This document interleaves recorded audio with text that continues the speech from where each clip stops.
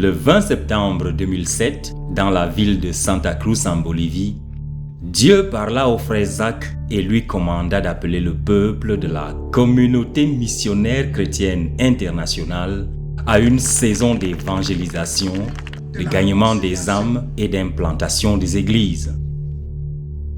Engagé à voir ses promesses pleinement accomplies, Dieu continua à parler au frère Zach en différents lieux et à différents moments, l'appelant à mobiliser tous les membres de la communauté missionnaire chrétienne internationale à obéir au message de Santa Cruz.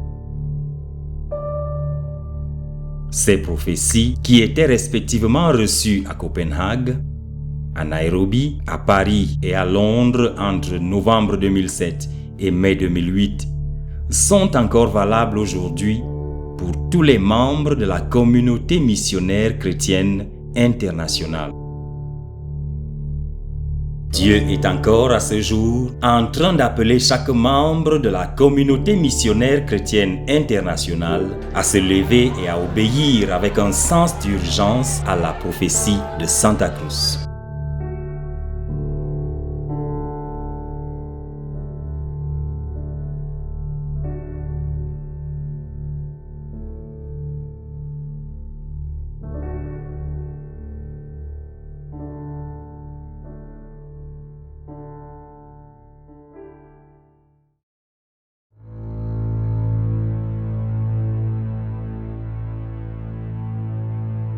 Mon fils, la prophétie de Santa Cruz est ma parole à l'intention de tous les membres de la communauté missionnaire chrétienne internationale. C'est ma parole et je suis en train d'y veiller pour l'accomplir pleinement. Oh, puissent mes enfants me croire et m'obéir afin que je fasse tout ce que j'ai promis de faire en eux et à travers eux. Des milliers de mes enfants de la communauté missionnaire chrétienne internationale n'ont pas lu la prophétie entièrement et des milliers ne l'ont pas fait lire et par conséquent, ils vont de leur train pensant, parlant et agissant comme si je n'avais pas parlé. Ce message est ma voix pour apporter le réveil dans la communauté missionnaire chrétienne internationale. Ceux qui refusent de me croire et par conséquent manquent de coopérer avec moi auront raté l'heure de ma visitation et je leur en demanderai compte. M'as-tu entendu? Je suis en train de dire que je demanderai à ceux qui manquent de coopérer avec moi des comptes pour la perte qu'ils me font subir dans leur vie et pour les pertes qu'ils me feront subir dans les vies de ceux qu'ils auront bloqués par leur échec à coopérer avec moi. Ce que j'ai demandé à mes enfants de faire est simple et clair et ça doit être fait. Ceux qui ont obéi sont déjà en train de jouir de ma visitation et il y en aura davantage pour eux. Parce que je dois avoir le réveil dans la communauté missionnaire chrétienne internationale comme prélude au réveil global de mon corps tout entier. Réveil qui va déchirer les cieux, secouer la terre et glorifier Christ. Je donne à la communauté missionnaire chrétienne internationale une période prolongée pour que ses membres coopèrent avec moi dans cette tâche. La période donnée pour tout investir dans l'évangélisation, le gagnement des âmes et l'implantation des églises est prolongée jusqu'au 27 janvier 2008. Je te tiendrai responsable pour chaque dirigeant national ou missionnaire international qui n'aura pas eu la prophétie et la présente extension. Je tiendrai responsable chaque dirigeant national et chaque missionnaire international pour chaque berger sous son leadership qui n'aura pas eu la prophétie et la présente extension. Je tiendrai responsable chaque berger pour toute personne qui n'aura pas lu la prophétie ou à qui il n'aura pas lu la prophétie. Pour faire bouger les choses à travers le monde, que ces dirigeants nationaux missionnaires internationaux, pasteurs aînés des églises locales, missionnaires nationaux, pasteurs d'églises locales, pasteurs d'églises de maisons, etc., qui sont en train d'avoir des PRC, envoient au quartier général l'information sur leurs exploits en vue d'une diffusion dans le monde entier. Message spécial du Seigneur à mon intention. Une fenêtre est ouverte au ciel pour que des bénédictions spéciales coulent sur ceux qui considèrent la prophétie de Santa Cruz comme un impératif divin. Une fenêtre est ouverte au ciel.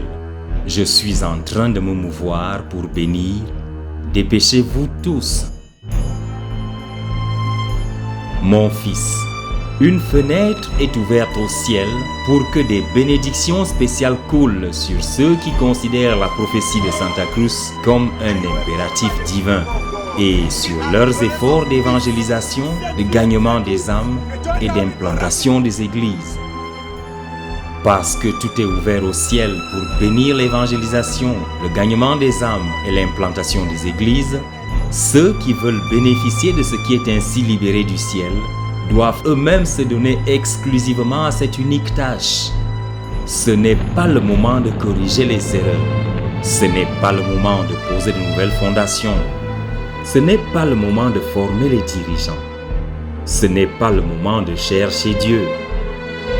Ce n'est pas le moment de tenir des réunions spéciales pour édifier les croyants. C'est le moment de tout investir dans l'évangélisation, le gagnement des âmes et l'implantation des églises. Ce n'est pas le moment de parler, de spéculer et d'avoir des discussions sur l'évangélisation, le gagnement des âmes et l'implantation des églises. C'est le moment d'agir effectivement en évangélisant, en gagnant des âmes et en implantant des églises.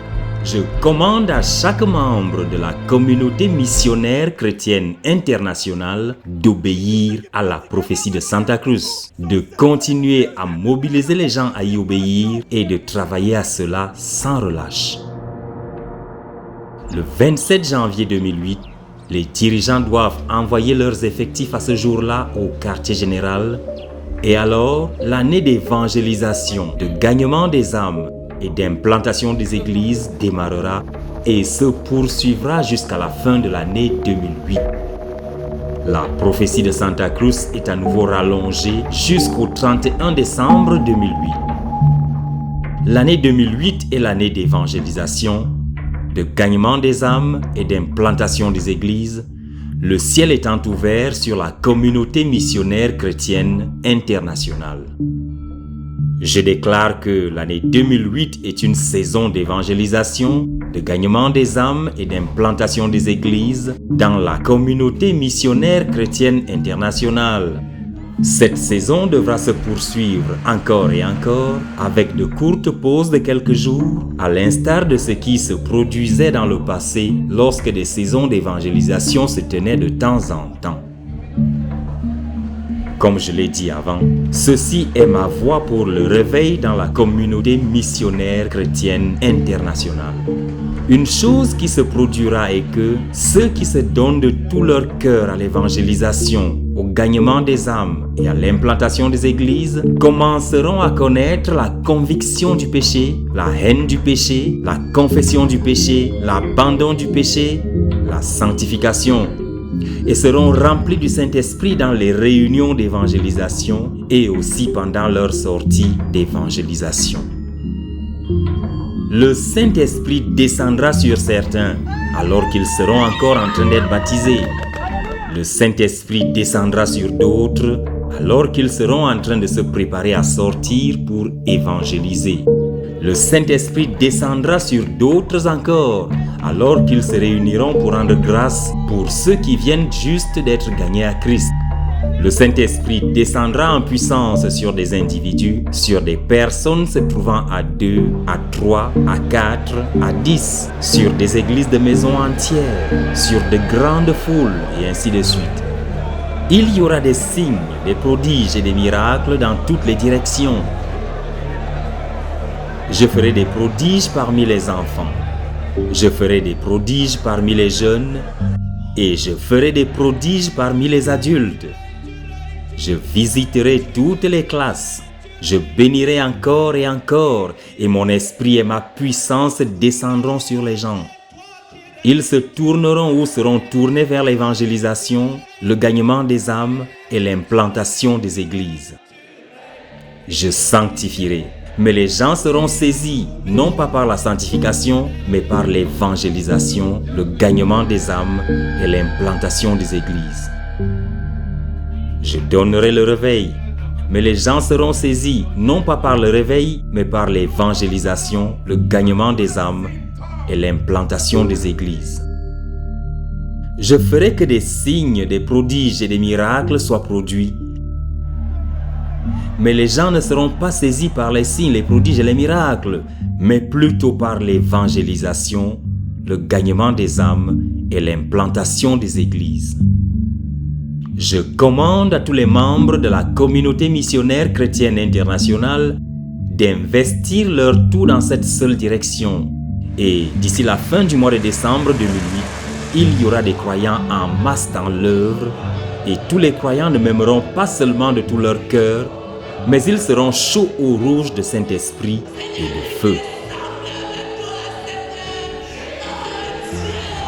Le seul compte rendu obligatoire pour les missionnaires nationaux et internationaux pour le compte de l'année 2008 est celui de leurs accomplissements dans l'évangélisation, le gagnement des âmes et l'implantation des églises.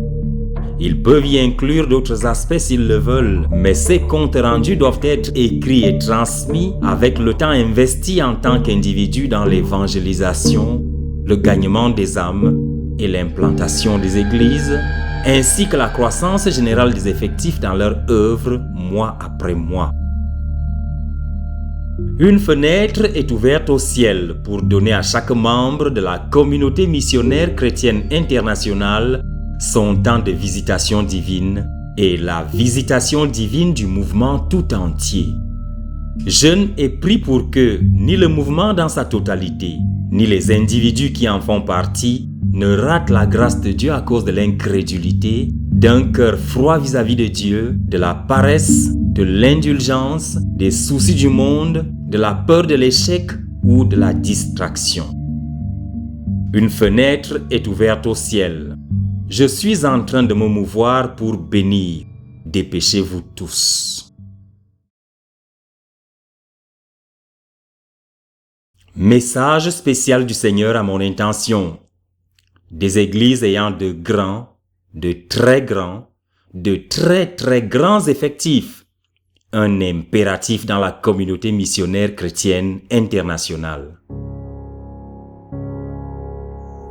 Mon fils, des églises de 10 000, 20 000, 30 000, 40 000, 50 000, 100 000, 200 000, 500 000, etc. ne peuvent pas résulter du travail fidèlement et bien fait. De telles églises sont accouchées et dirigées par des personnes qui, d'une part, font de grandes choses et d'autre part, font des choses ordinaires de façon extraordinaire. Des dirigeants d'églises locales qui s'attendent à une croissance massive en effectifs, mais tout en investissant de façon ordinaire dans la prière seule, dans la prière avec les autres, dans les rencontres dynamiques quotidiennes avec Dieu, dans la lecture biblique, dans la lecture de la littérature chrétienne, dans les retraites pour le progrès spirituel, dans le jeûne, dans le don à Dieu, dans le gagnement des âmes et la formation des disciples, sont en train de se faire des illusions. Ces routines doivent être poursuivies âprement et avec une continuelle agressivité d'une part, en même temps que de grandes choses sont entreprises dans certains aspects de ces mêmes routines, afin d'avoir une percée dans de nouveaux terrains et de les conserver. Je donnerai des églises de très grands effectifs aux dirigeants agressifs, acharnés, qui ne se donnent pas de repos, qui vivent pour gagner des âmes à tout prix et dont la vie entière me crie « Donne-moi le plus grand effectif possible dans le temps le plus court possible, sinon prends ma vie ». De tels cris sont entendus et exaucés par le ciel. Ceux dont les vies manquent d'une telle agressivité, d'un tel acharnement et d'une telle détermination devront se satisfaire de petits effectifs ou n'atteindre de grands effectifs qu'après des siècles. Je veux des églises ayant de très grands effectifs dans la communauté missionnaire chrétienne internationale. C'est ce que veut le ciel. Pousse ton peuple à les obtenir. Ils en sont capables. It can be done, it must be done.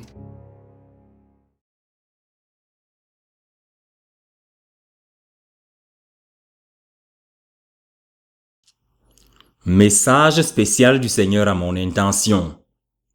Une parole d'avertissement à tous les missionnaires nationaux et internationaux. Le missionnaire national ou international est envoyé pour gagner au Seigneur Jésus le plus grand nombre possible de perdus dans le plus court intervalle de temps possible. Il ou elle est envoyé pour barrer les portes de l'enfer au peuple pour le salut duquel le Seigneur Jésus-Christ est mort.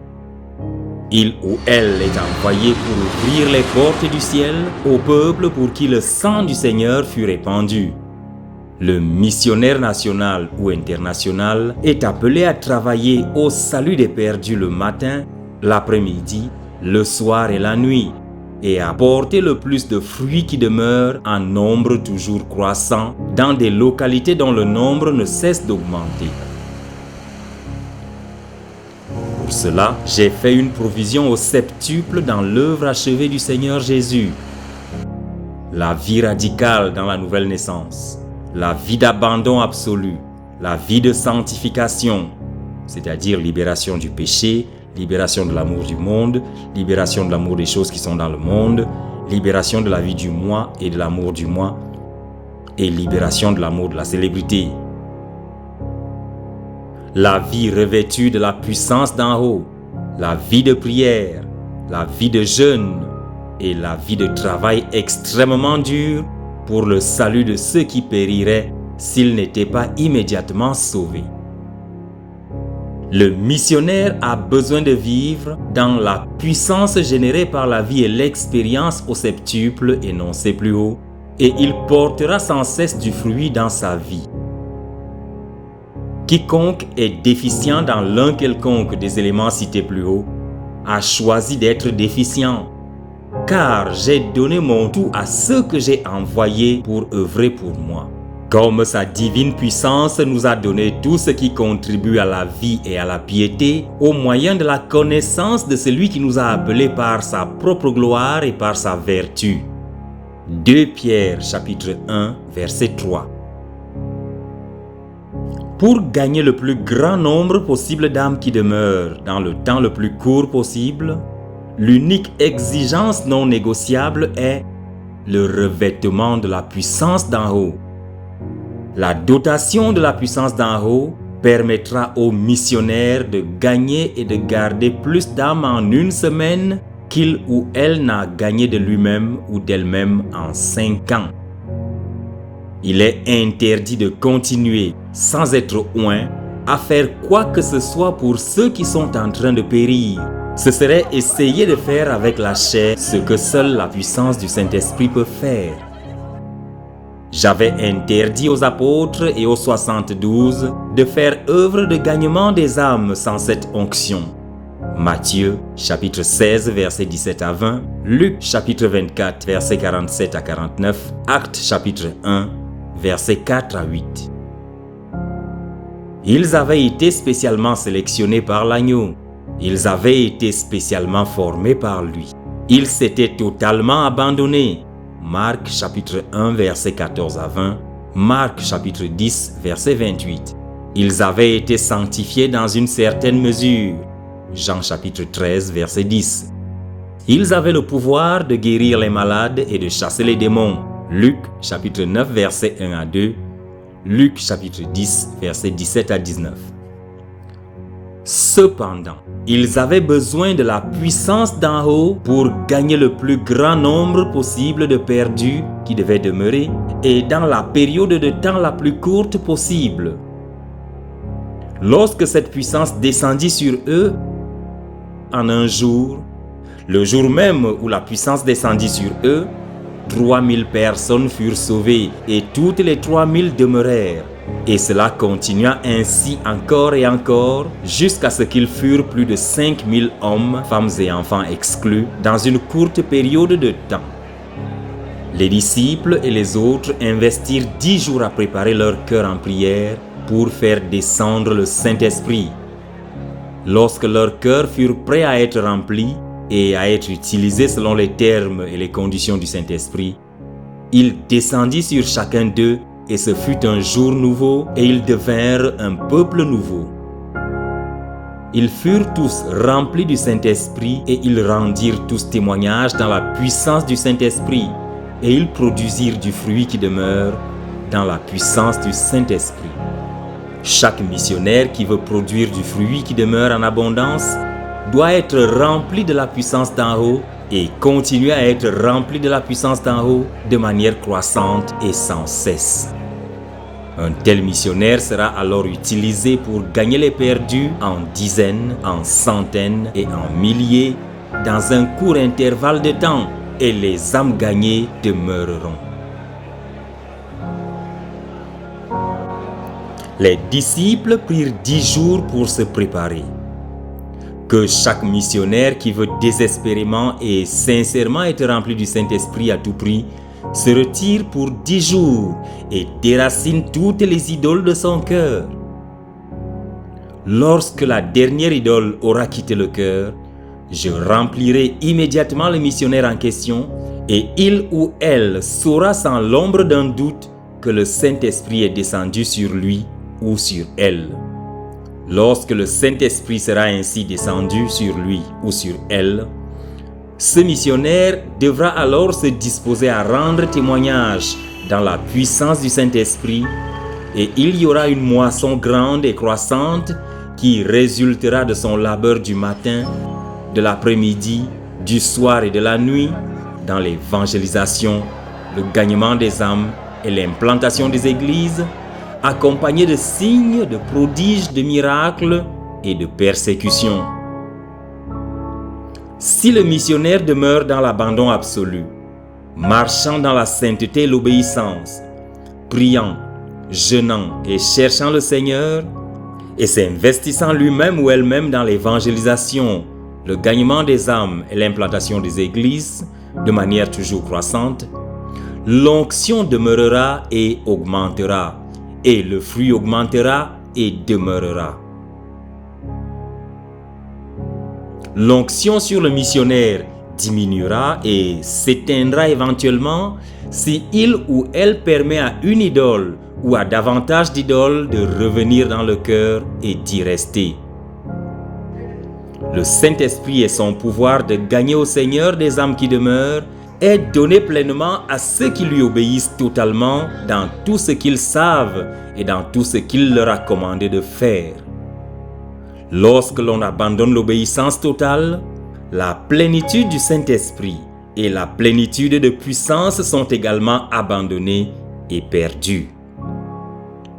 Lorsqu'une personne permet que ceci arrive, elle pourra toujours aller évangéliser, gagner des âmes et implanter des églises, mais il y aura diminution, une grande diminution ou une absence totale de convertis authentiques qui demeurent. La personne est maintenant en train de fonctionner comme Samson rasé, qui ne savait pas que le Saint-Esprit l'avait quitté. Juges, chapitre 16, versets 1 à 20. Tous les missionnaires nationaux et internationaux qui ne sont pas en train de gagner et de garder le plus grand nombre d'âmes dans le plus court intervalle de temps possible sont stériles, ou alors ils ont une faible productivité par choix personnel. Ils ont choisi d'être infructueux à travers la paresse et le manque de puissance.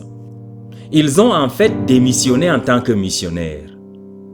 Ils devraient envoyer leur lettre de démission afin que d'autres soient envoyés pour les remplacer. S'ils démissionnent ainsi, libérant la voie et ouvrant de ce fait le champ pour que d'autres missionnaires les remplacent, je n'aurai pas à les juger et à les enlever par des actions drastiques. Je veux davantage de fruits qui demeurent. Jean chapitre 15 versets 1 à 8 et je dois l'avoir. Ceux pour le salut de qui mon fils très exalté est mort sont en train d'aller en enfer à cause des missionnaires paresseux et impuissants. J'ai enduré cette situation pendant longtemps et maintenant je me lève contre cela. Je dois agir par un jugement contre ceux qui coopèrent avec Satan et qui laissent ainsi aller en enfer faute d'avoir écouté l'évangile, ceux qui auraient pu être sauvés s'ils l'avaient écouté.